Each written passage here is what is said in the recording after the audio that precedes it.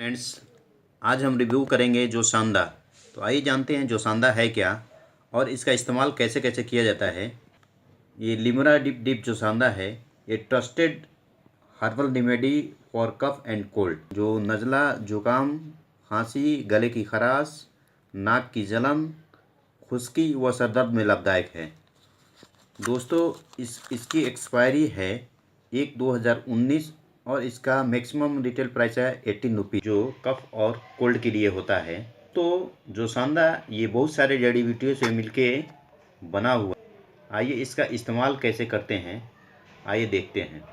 तो पहले गर्म पानी बॉयल कर लें। तो ये पानी गर्म हो चुका है और आइए इस पानी डालते हैं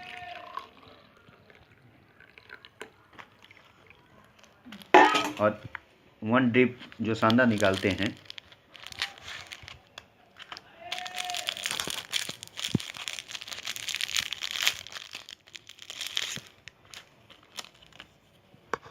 और इसको गिलास में ड्रिप।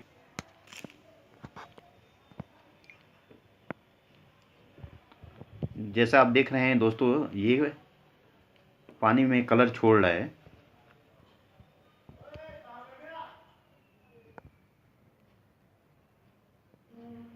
दोस्तों, ये पानी में कलर छोड़ दिया और आप इसको ले सकते हैं। खांसी, नज़ला, जुकाम, खराश, किसी भी कफ रेमेडी के लिए आप यूज कर सकते हैं। दोस्तों, ये तैयार हो चुका है।